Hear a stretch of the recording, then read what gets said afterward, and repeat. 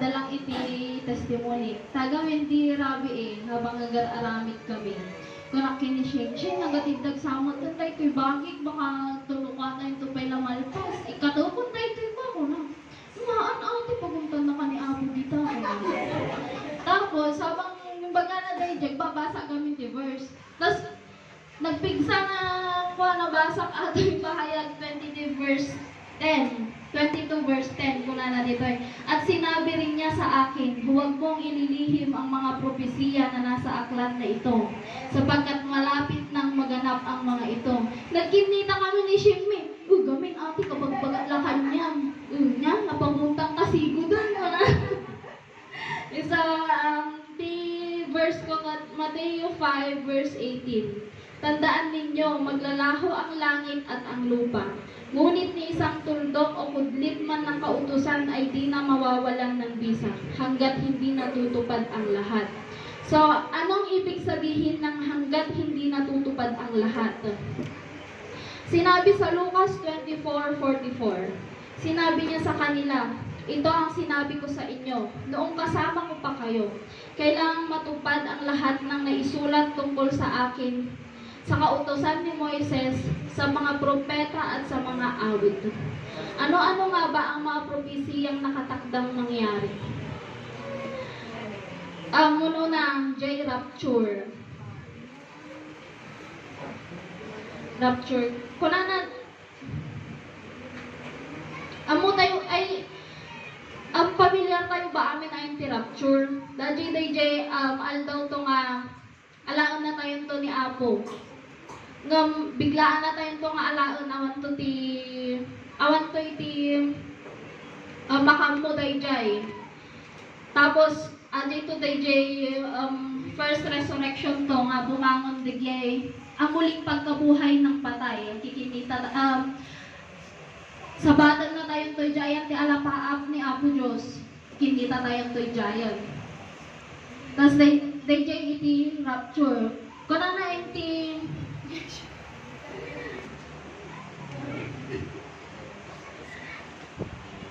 First Thessalonica 4:16 verse 17 to 18. Sa araw na iyon, kasabay ng malakas na utos ng tinig ng arkanghel at ng tunog ng trompeta ng Diyos, bababa ang Panginoon mula sa langit. Ang mga namatay na sumasampalataya kay Kristo ay bubuhayin muna. So there, the first resurrection. Dagay na tayo, nga sumampalataya kanya Apo, mabiyag to. Pagkatapos, tayo namang mga buhay pa at natitira ay titipunin sa alapaap kasama ang mga binuhay upang salubungin ang Panginoon sa himpabawid. Sa gayon, makakapiling natin siya magpakailanman. So, dahil dyan, kikita tayo ng dyan at alapaap, makita tayo nito ni Apo. Ngam, alaan na tayo nito ni Apo, glorified body tayo nito tayo dyan, awan to iti maitugot tayo, oray dagay badbado tayo to ditoy. Bago tayo alaan nga po Diyos, may bati aming dagay. Next, tribulation. 7 years nga tribulation. Anyati tribulation, dajay to dajay matinding kapighatian, matinding paghihirap, hanggang to nga matinding pagkagutom, hanggang to nga hanggang makapangan, hanggang makagatang itimakan mo dito, yung nawan iti talak mo, 666. Kas na isunto ti iparang mo, ayan ti groceryan, dayjay nga pagbayad iti dagay, kano ay dagay magatang mo to nga makan. Tapos, 7 years nga tribulation dito, ayan ti rabaw ti daga, ayan ti nga tumat, ada ti maganganap nga judgment seat of Jesus Christ. The judgment seat of Jesus Christ, kuna na dito ay 2 Corinthians 5 verse 10. Sapagkat lahat tayo haharap sa hukuman ni Kristo at tatanggap ng nararapat ayon sa ating mga gawang mabuti o masama, nang tayo nabubuhay pa sa daigdig na ito. So, sino ti ba katanggap DJ judgment seat of Jesus Christ? Dagay tao nga na ng palataya kanya na. Dagay ta tao nga sumunod kanya na habang adito tayo ayan ti rabaw ti daga. Dayjay rewardan na kanto. Dagay mayat nga inaramid mo dito ayan ti rabaw ti daga. Sumaro no, marriage supper of the Lamb. Kunanad ay dayjay marriage supper of the Lamb kasla agkasar iti ni Apo between church. Tas daging nga church si tayo nga nanampalataya. Kunana dito yung Revelation 19:7-9. Magalak tayo at magsaya. Luwalhatiin natin siya sapagkat sumapit na ang kasal ng kordero at inihanda na ng kasintahang babae ang kanyang sarili. Binihisan siya ng malinis at puting-puting lino. Ang lino ay ang mabubuting gawa ng mga hinirang ng Diyos. At sinabi sa akin ng anghel, isulat mo ito. Pinagpala ang mga inanyayahan sa kasalan ng kordero. Idinugtong pa niya, ito ay tunay na mga salita ng Diyos. Next, dayan ako di second coming of Jesus Christ. Nyari di second coming of Jesus Christ. Bumabanto ni Apo dito ayan ti rabaw ti daga nga makitan to ti aming nga tao. Kan di ba naipangato tayo ayan ti kanan rapture. Kasabay na tayo to nga bumaba dito pati si kayo. Si tayo nga nang mati. Revelation 1:7. Tignan ninyo, dumating siyang nasa mga alapaap at makikita siya ng lahat, pati ng mga sumibat sa kanyang tagiliran. Tatangis ang lahat ng lipi sa lupa dahil sa kanya. Ganoon nga ang mangyayari. Amen. Revelation 19:11-16. Pagkaraan nito'y nabuksan ang langit at nakita ko ang isang kabayong puti. Ang sakay nito'y tinawag na tapat at totoo, sapagkat matuwid siyang humatol at makipagdigma. Parang nagliliyab na apoy ang kanyang mata at napuputungan siya ng maraming korona. Nakasulat sa kanyang katawan ang pangalan niya, ngunit siya lamang ang nakakaalam ng kahulugan yon. Puno ng dugo ang kanyang kasuotan at ang tawag sa kanya ay salita ng Diyos. Sumusunod sa kanyang mahukbo ng langit na nakadamit ng malinis at lumabas sa kanyang bibig upang gamitin niyang panlupig sa mga bansa. Mamamahala siya sa mga ito sa pamamagitan ng tungkod na bakal at paagusin mula sa pisaan ng ubas ang alak ng buot ng Diyos na makapangyarihan sa lahat. Nakasulat sa kanyang kasuotan at sa kanyang hita ang ganitong pangalan, Hari ng mga hari at Panginoon ng mga Panginoon. So, nagmayat niya ang kabsat, makita tayo ton ni Apo. Bumaba isunan to dito, physical body to. Dahil agkatawang taon to isunan. Tapos ito yung Battle of Armageddon. Dato yan kakabsat jay tayo nga battle between God and Satan. And the Revelation 14:20. Pinisa sa labas ng bayan ang mga ubas at mula sa pisaan ay bumaha ng dugo.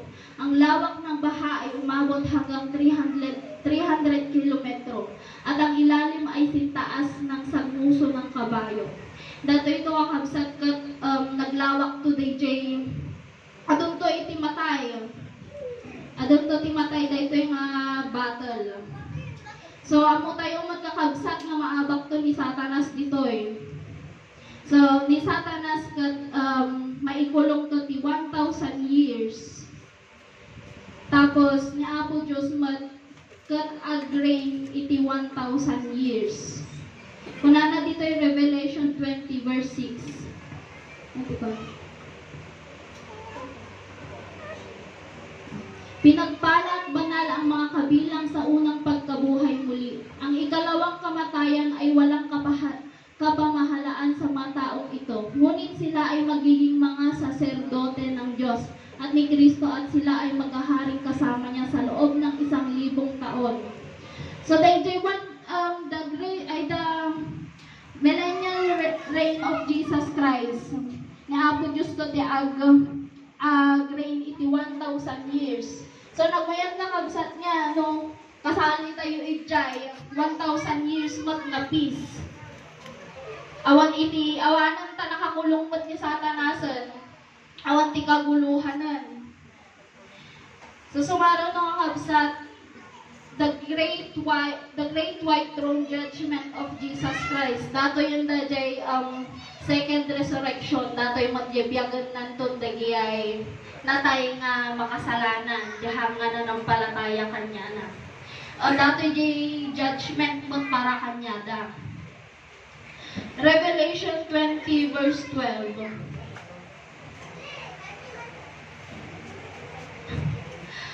At nakita ko ang mga taong patay, hindi dakila at dakila na nakatayo sa harapan ng Diyos.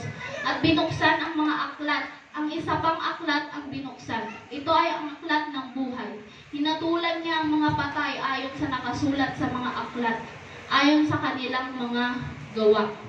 So hatulan to ni Apo dagye makasalanan ayon dagye inararamid da di suda ket nagyag pa dito ayang ti rabaw ti daga. Next, end of the world. Dato yung nakalsat. 2 Pedro 3:10.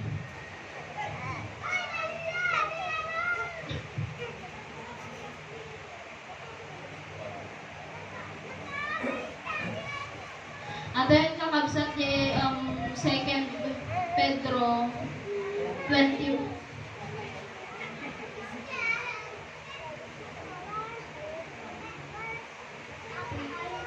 Ngunit ang araw ng Panginoon ay darating tulad ng magnanakaw sa gabi.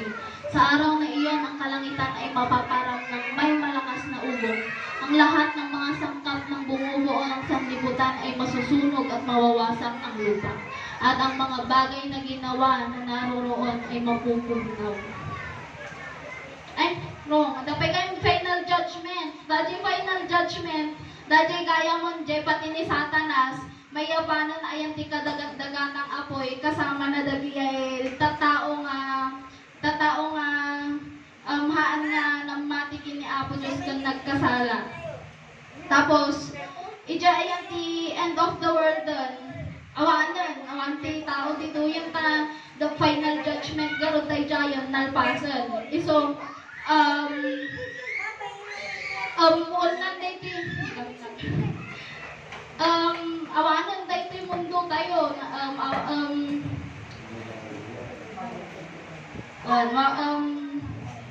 Katandang, kasama siya. The new heaven and new earth. Revelation 21 verse 4. At nakita ko ang isang bagong langit at ang bagong lupa. Sapagkat ang unang langit at ang unang lupa ay lumipas na. Ang dagat ay wala na. At akong si Juan, nakita ko ang banal na lungsod, ang bagong Jerusalem na bumabang mula sa Diyos na nabuhat sa langit. Ito ay inihanda na katulad ng isang babaeng ikakasal na ginayakan para sa kanyang magiging asawa. Narinig ko ang isang malakas na tinig na mula sa langit. Sinabi nito, narito, ang tabernakulo ng Diyos ay nasa mga tao. Siya ay mananahang kasama nila. Sila ay magiging mga tao niya. Ang kanilang Diyos mismo ang sumakanila at siya ang kanilang magiging Diyos. Pupunasan ng Diyos ang bawat luha sa kanilang mga mata. Mawawala ng kamatayan, ang pagtangis, ang pag-iyak o ang kabalisaan. Ang mga bagay na nakaraan at ay lumipas na. Nadaydayan di bagong langit at bagong lupa. Bakit kailangan matupad ang lahat ng nakasulat na propesiya sa Biblia? Dahil ito ang nakatakdang mangyari. Hanggat hindi natutupad ang lahat ng propesiya na nakasulat sa Biblia, hindi magugunaw ang mundo. So, kailangan matupad dagay propesiya bago magunaw ti mundo. Kailan mangyayari ang mga propesiya? Mangyayari ito sa panahon na ito'y kanyang itinakda. Sabi sa Mateo 24:36, ngunit walang nakakaalam ng araw at oras ng pagsapit niyon, kahit ang mga anghel sa langit o ang maging ang anak man, ang Ama lamang ang nakakaalam nito. Naapo Diyos lang ti makaammo, awan ti makaammo, pati ni Hesus Kristo han na ammo. Banat Pahayag 22 verse 10. Nayain GCMJ binasak natin. Saan mo maipapalaganap ang mga nakasulat na propesiya sa Biblia o sino ang pwedeng magpalaganap ng nakasulat na propesiya sa Biblia? Sa pamamagitan ng teknolohiya. Sa panahon natin ngayon, hindi na mahirap may palaganap ang magandang balita. At sa pamamagitan ko, natin at ng lahat ng mga taong kanyang pinili at ginamit na maging instrumento para maipalaganap ang tungkol sa mga propesiya niya na malapit ng matupad. Sabi niya sa Efeso 1 verse 5, tayo'y kanyang pinili upang maging anak niya sa pamamagitan ng Hesukristo. Iyan ang kanyang layunin at kalooban. Paano tayo mapapasama sa bagong langit at bagong lupa? Sabi sa Ecclesiastes 2 verse 22 to 23, nagpapakapagod at nagpapakahirap ng husto sa mundong ito ang isang tao. Ngunit para saan ba ang pagpapagod na ito? Ano mang gawin ng tao ay nagdudulot sa kanya ng balisa at hinanakit. May mga gabi pang hindi siya makatulog sa pag-iisip. Ito man ay walang kabuluhan. Ibagbaga na dito ay kakabsat nga, busy tayo ti trabaho, busy tayo iti makabundong bagay, busy tayo payampang dita. Walang kabuluhan dahil ang kabsat. Awanti, walang kwenta dayta. Awanti, kwenta na dito ayan ti mundo at da kwenta na. Nung dumtong to dyan daw, ang ito ti kwenta na dayta. Kuna natin ito yung 2 Pedro 3:13. Ang mundong ito ay hindi na natin permanenteng tahanan. Kaya't sikapin natin kilalanin ang Diyos. Isabuhay ang kanyang mga salita habang tayo'y nasa lupa pa. Awan to iti, ang to second chance. 2 Pedro 3 verse 14. Habang tayo naghihintay sa lupa, sikapin natin tayo'y nang namumuhay ng mapayapa, walang dungis at kapintasan, at kahit mahirap, kahit maraming tukso at makamundong bagay na kaya kang pasayahin panandalian, huwag kang papatukso sa mundo. Baga na dito ayan ti Genesis 1 verse 1.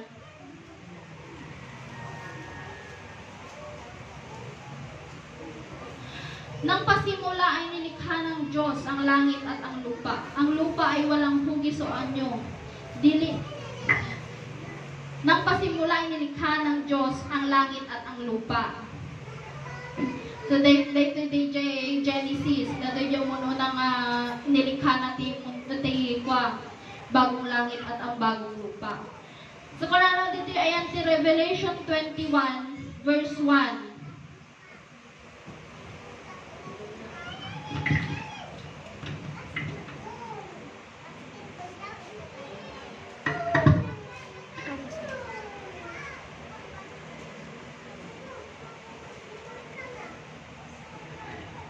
Pagkatapos nito, nakita ko ang isang bagong langit at isang bagong daigdig. Wala na ang dating langit at daigdig. Wala na rin ang dagat. Abay today, jay plano ni Apo Diyos Didi, haan nga natupad. Jay magandang plano na Didi nga lubong, haan ngay nga natupad ngay. Gaputa basol, tani Satanas gawin di Genesis, adani Satanas gawin di. So ni Satanas nanira at nanggulo. Iso nagkasala ti tao. Iso nanggulo. Tata Revelation 21:1, the end of the world di ba ni Satanasan. Awanan ni Satanas iti, di bagong langit at bagong lupa, awanan ni Satanas ichay. Hanmon kunana dito ayan ti Isaiah 65:17. Ang sabi ni Yahweh, ako ay lilikha ng isang bagong lupa at bagong langit. Ang mga bakas ng nakaraan ay ganap ng malilimutan. Awanton iti wala nang kamatayan, katayanan no dugtong today di bagong langit at bagong lupa. Awan to ti agsakitan.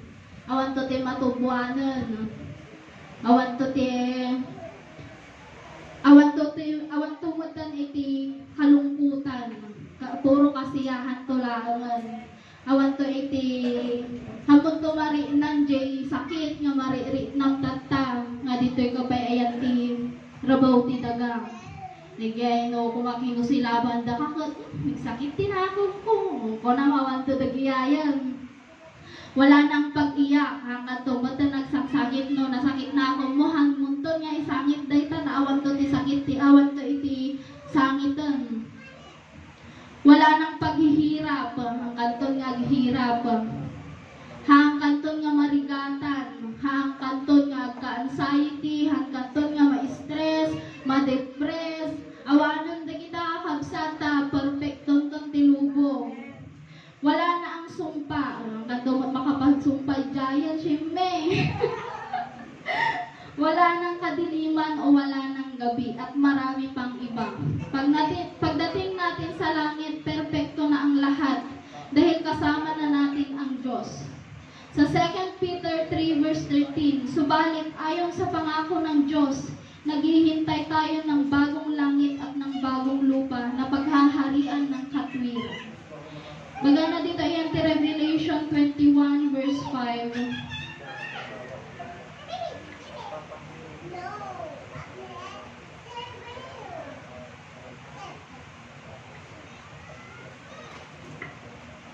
Pagkatapos nito, nakita ko ang isang bagong langit at isang bagong daigdig. Wala nang dating langit at daigdig. Wala na rin ang dagat. So, dahil kakabsat, habang orayan tayo, na matupad dagi propesiya ni Apo Diyos, sikapin tayo nga umasidod kanya na. Taso na laang, kung na nagarod ka